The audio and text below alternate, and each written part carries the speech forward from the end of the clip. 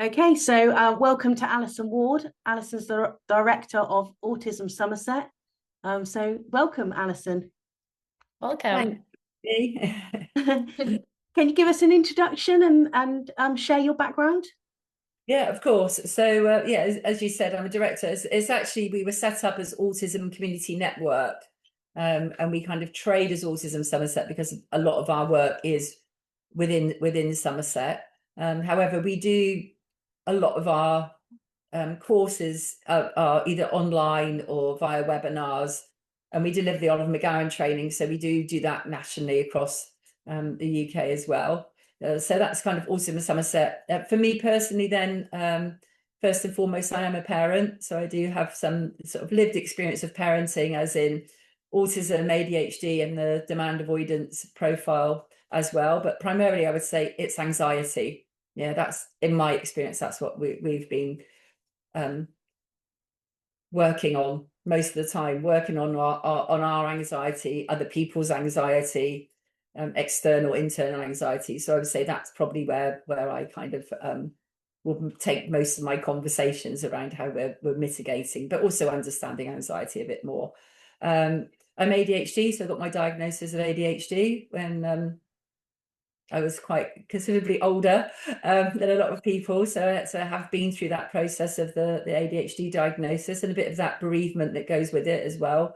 And I'm sure we'll come back and talk about that at another time on another podcast too. So yeah, I think we'll talk probably about adulthood and stuff. But yeah, I'm really excited to just share some of my learnings. And that's what this is. These conversations are just about what I've learned so far, and whether or not it works for other people. Some things do, some things don't. I'm just sharing like what I know and what I've experienced. Yeah, brilliant. And how long has Autism Somerset been established? So Autism Somerset was established in 2013. Yeah, so it was set up by a gentleman called Campbell Maine. So yeah, so it has been running for a long time, and we've gone through a lot of the changes within the autism strategy. We've had to change and be very kind of fluid in our response to what people need throughout the period where we've been established. You know, a lot of things have changed, certainly post-COVID. Yeah, yeah. And can you just give us a sort of quick overview? I know you offer quite a lot of services and things, but a quick overview that maybe our audience would be interested in of the services you provide.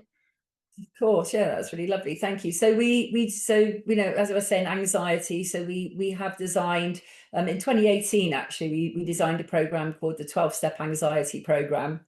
And that really, I would say, is a program initially was kind of designed with parents for parents.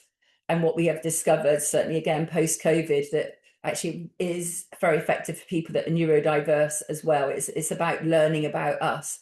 But it can be very helpful for parents as well. And as you know, some of the questions that you're going to be asking me, I'll be linking it back to it coming back to us as parents or carers or whatever, or teachers, whatever we're doing, about how it's kind of comes back to us. So 12 Step Anxiety program we offer. In Somerset, we have funding. Sometimes we can run that course for free for people, either online or in the community. If people did request more, then we would put them on sort of more nationally, internationally, if people wanted them. It is CPCAB accredited. So we've had the practitioners now can get a level 5 as a practitioner. So again, if people are looking for something that isn't therapy, that isn't CBT, then yeah, 12 step can be quite helpful for people, as in you go through each step, you know. So for practitioners, you can do that CPCAB accredited level 5 practitioner training, and then we teach people how to deliver that training and how to adapt it for neurodivergent individuals, for younger people, etc. On our website, there's a course called Neurodiverse Me. Again, late to diagnosis, I felt like there was quite an impact at identity level. So again, there's a bereavement that goes through. I think as a parent as well, you also go for a bit of a bereavement when your child does finally get the diagnosis. So we've got a course called Neurodiverse Me on our website. There's another course for employers, that's a free course funded through Somerset Council. And that's for employers to think about what reasonable adjustments they can make for their employees. So we have those Yeah. on our website. Then we have we deliver the Oliver McGowan mandatory training on autism and learning disability, which means we employ a lot of experts with lived experience. So experts that are autistic and have a learning disability. Again, in Somerset and Dorset, we've had funding to run skills boot camps. So we do have one of those coming up for experts with lived experience who would be interested in being a co-expert or a co-facilitator on the Oliver McGowan mandatory training, which we take all across the UK and deliver that to anyone who is CQC registered. We are just setting up an alternative provision called Shine. That's with a company called You First Support Services, which is offering that one-to-one support for young people in those kind of periods of transition. So yeah, so there's information on our website about that as well. We offer one-to-one coaching as well. So yeah, so we do quite a lot of different things, but they all do kind of link back to our 4 sort of core areas of interest and learning, which I will share with you. In your experience, what are the biggest misunderstanding parents have about autism, and what do you wish they knew sooner? So I think it's linking back to what I was just saying. Actually, we have a model called the CATS model, and I have written a little book. The first one is C for communication. So C for communication. So our CATS model can be really helpful to help parents if they want to capture that evidence of impact, but also it can be really helpful for organisations who are providing support for individuals to kind of check in with ourselves. So the C is for communication, like how am I communicating?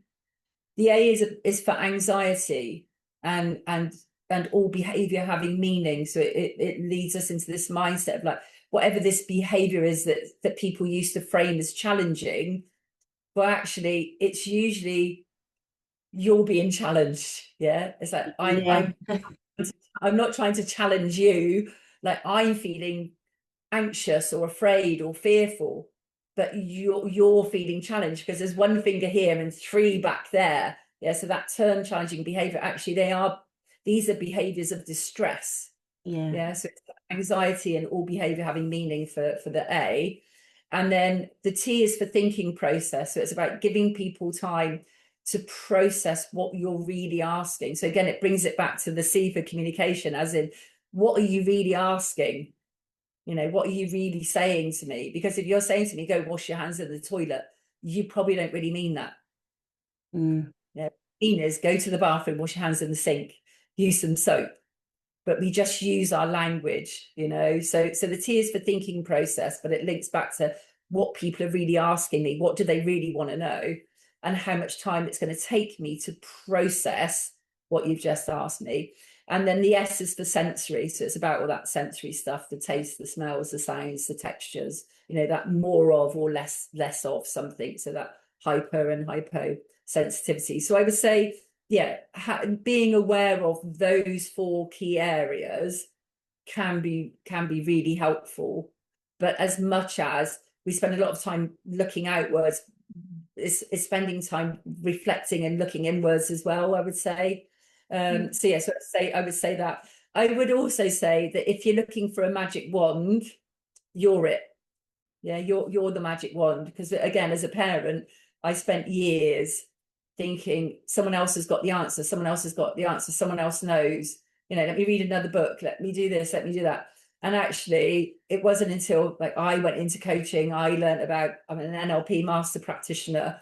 It wasn't until I started to reflect on myself, I couldn't facilitate any change because the changes needed to happen with me. Like I can't change the autistic or neurodiverse traits in someone, but I can change how I respond to them. And so I feel like it's like I am the magic wand, and it might not always work, but as long as I can keep coming back to me, because otherwise I might quite spend so much time looking outwards and looking for someone else to have the answers. And of course, sometimes they do, or at least they can explain something, and it still does come back. So if that kind of makes sense. Yeah, it makes sense. Yeah. And as you say, it's building that understanding within you, isn't it? And understanding your reactions and your responses. And your feelings on it, actually. regulating. Yeah. And again, it's like parents actually. So if I do coaching with parents, and usually by the time someone finds me, it's because they're kind of at the top of their ladder and they're in kind of crisis point. And usually the first thing I'll say to them is like, go away and write the handbook. So go and write what you already know about how does this person communicate? How have you adapted your communication? How have school adapted their communication? You know, what are the anxieties? What do those behaviors mean? How long does this person take to process information? What sensory stuff is going on? And then people come back and they go like, God, I know loads. I know loads. This used to work when they were 4, but they're 24 now. It still might work. You know, because you'd made that link that it might not work, but that may or may not be true.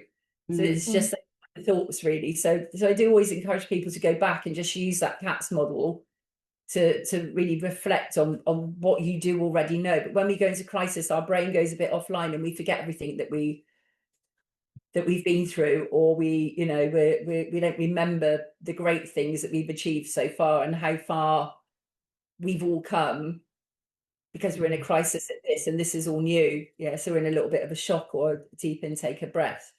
When you can step back a little bit and look down on it a little bit, okay, where have we been and what have we achieved so far? Quite often there's lots and lots of little bits of magic that you've done all the way along there that they just, they faded a little bit because time has drifted or people have changed. And what small realistic adjustments can parents make at home to improve regulation, confidence and engagement? So I was kind of thinking, I'm looking down because I have just put some notes just to kind of, because again, I'm ADHD, so to try and keep myself on track. So I think there's definitely something about being willing to accept that we don't always know, and our children, however old they are, they actually don't always know the answer. Like we may just be going through something and we don't actually know yet what that is. So I think that there's something within that about us being able to accept that sometimes we don't know and they don't know, and like that's probably going to be okay. Like it is potentially is just a dip, or potentially it's just a window where we're being curious to find out about it. So I would say the don't know space would be certainly one of those things, and about being curious to explore as opposed to trying to find hard and fast answers all the time. It's just like, oh, we're just experimenting, we're just working it out, we're just, that can sometimes just free us a little bit, liberate us a bit, as opposed to being so we get very stuck in our head about what's the answer, what we're supposed to do. Let's fix it. Let's be curious and find out, oh, will that work? And just listen, this thing about really listening. So I'd written the word broadcast here. So one of the things we cover in a lot of our training it is about people broadcasting, and particularly children, but also parents, and individuals. And we do it, you just do it at home anyway as human beings. Some of you, whether you're neurodiverse or neurotypical, you might come home from work and going, oh, my job, and they did this and they did that, blah, blah, blah. And then your partner's like, you should leave that job. You always come home complaining. You're like, I love that job. How dare you? All I was broadcasting about it. I actually didn't want you to fix it or solve it. And I think we often get that with our children. They're broadcasting a whole load of information, but we think it's an invitation to kind of fix it or solve it or rescue or change it or validate it or dispute it. And actually sometimes it's like, my gift to you is that I'm just telling you all this stuff. I just want you to listen. I don't want you to actually do any of those things. I just want you to give me your ear and your heart. That you don't need to make it about you. They just want to be acknowledged. So it's just that acceptance that I'm going to broadcast about something, but it doesn't necessarily mean that I need you to do something. I just might tell you that. You might ask me then, like once I finish broadcasting, like, okay, is there anything I can do to help? In my own experience, a lot of times like, oh no, I know what I'm going to do. Oh, okay. Just want to break. I've got 100 things that I could have done to fix that, and quite often it's like, no, I didn't want you to fix it. I just wanted you to hear. So I'd say being aware of the broadcast, and also being aware if you're broadcasting, so say parents do that, I used to do it, I'd bundle all my kids into the car and I'd be like a blah, blah, blah, blah, blah, blah. You've got to do this, you've got to do that, hurry up. And they'd all just be sat there like, listen, I'm just trying to get over the day. Yeah. I'm just trying to sort out my own stuff. I don't want to hear about you've got to cook dinner and then so-and-so's got swimming. Like, I'm not interested. I just need a little bit of headphones on and getting just decompressed from having to hold it all together at school or at work or college or whatever it is. So again, it's like also be mindful what are we just broadcasting and saying a load of stuff because we just need someone. Yeah. So choose your listen. choose your words wisely, I would say. Yeah. So just choose that. And so if people ask to be left alone, that might be what they want. Yeah, so it might be that I just need that time to process and decompress. But again, often we've got it, we make it about us. Yeah, but what happened? What's going on? And it's like, I don't know. So just give me a little bit of time. Give me a drink, give me some food. Let me just go off and just process everything. Because a lot of the time, once I've processed, I potentially will come back to you, maybe broadcast just to get it all out. But there's just something about reading the other, allowing people to have that space to process what's happened, because usually it's about us again. Like, I want to know, I need to know this, I want this. So I've made it about me rather than about you, and it's a very natural, very natural thing to do. There's so much wisdom and emotional intelligence in that as well, to just letting things be and not trying to always fix it, Yeah, definitely. Thank you, Dallas. Yeah, so and it does kind of go back to that, like the serenity prayer. It's like that, the acceptance about the things we can change and the things we can't change, and wisdom to know the difference. And that takes curiosity and engagement, which is really important. I know you already told us quite a bit of your services and what you have to offer, but I just wanted to ask, with the services and training that you offer, how can the parents access them? So you can go onto our website and find out more information. There is like an inquiry form on there as well, so you can just put, whatever questions you've got or more information you want, and we can put that. We will come. You can book a meeting with me as well, usually for kind of half an hour. Obviously, I can't do like a whole load of stuff within that, but if there's specific things, then I might be able to signpost. And it may not be always what we can do. We are a CIC, we work in the third sector, we do link with lots and lots of other organisations. So we will always signpost if it's something that we can't do. We will try and find someone who we can signpost to. Is there any advice you want to give any homeschooling parents? Well, one of the kind of questions that we were thinking about was this thing about confidence. And so it's like, how do we instill confidence into our children? And I feel like confidence is a bit of a myth, really. People wanting to be demonstrating confidence. And so if we went to look at the Oxford languages, and it's like, actually, when you talk about, when you use this word confidence, what you're really talking about is the feeling or belief that we can have faith in or rely on something or someone. Yeah. So it's a feeling or belief that we can have that faith to be able to rely on something or someone. Yeah. So if someone's quite interesting. Yeah. So if someone's homeschooling, potentially that faith is diminished already. And it comes back to us, doesn't it? It's because we need to demonstrate the confidence in ourselves as parents, carers, support. We need to demonstrate that so that our children will model it. We also need to demonstrate our confidence in them. So that's how we instill it in someone else, is by going, actually, I believe that you can do this. I believe that we can find a way. I do believe, I have faith in this.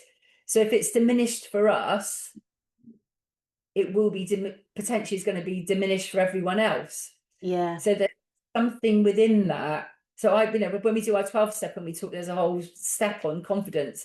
I always kind of start it with like, it's a myth. The confidence is what we make up about other people. It's very rarely that someone go, I feel really confident about something. What we'll do is we'll go yes to things, no to things. We'll change our mind about things. And then people will say about us, you seem confident. Yeah. It's very, very true. So that's how we do that. It start again. I'm the magic wand, so it starts with me. Yeah. But do you think that's something that can be learned, or do you think it's just intrinsic and you're born like that? So I think it's if we bring it back to that language, it's a feeling. So it's a feeling. So we need to be able to identify our feelings first and associate it with a name. Yeah. It's a belief. So again, there needs to be evidence to instill a belief in someone. So you would always find whatever someone is doing, they will be doing something well. So we stack on that. We stack on where people are doing things well. And within that, we don't use that as an ulterior motive to get us to somewhere else. So if we're saying, oh, how do I engage my child? How do I become more confident with getting engagement with my child? Some of that is around, can you fully engage in something that you may not be interested in? And find where the confidence and the skill set is. Not just that, oh, you're really good at it. Oh, it's amazing the way you're stacking this, or it's incredible the way you're doing that. I'd like the way your brain's thinking. My brain wouldn't do that. What's that about? It's this real engagement that again we demonstrate that then starts to instill that, oh, well, other people say I shouldn't be on Minecraft. But it's like, there's all this stuff about screen time. Well, actually, let me find out what it is about it and engage with you. But then at the end of it, because neurodivergent people will pick it up really quickly, don't do it and then go, well, now I've watched your Minecraft for 20 minutes. I would like you to do, these two pieces of work, and now suddenly it's a trade-off. It's not a pure engagement. It's a this for that. Yeah. So it's just being a little bit mindful, I would say, with those things, as in, where's the expectation with this? Are you coming into this to truly be the best audience ever and to truly engage and connect with me and learn about me? Or are you feigning engagement so that you can get me to go and do something else after?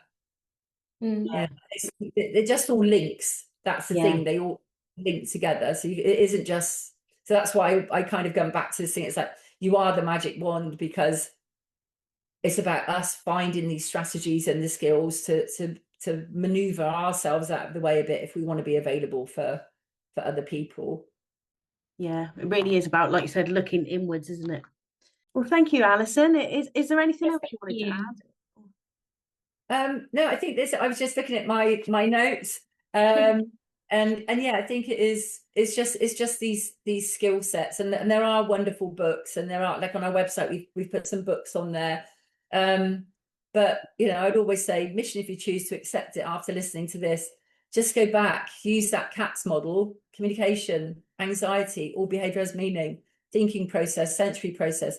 Just start to write your handbook of what you know already, just so that it reminds you of what you do know, because I think that's the key, that you know lots. You do know lots already. Yeah, and as you say, you quite often you're searching for the solution elsewhere when actually it's right in front of you, but you're just searching for it in a different place. And learning and reading and the knowledge and all those things, like, yes, do all that. I love learning. What I would say is it's still always bring it back to, what am I doing? What am I demonstrating? It's a balance. Yeah. Okay, great. Thank you so much, Alison. It was lovely to chat to you today. Okay, thank you. All right, thank you.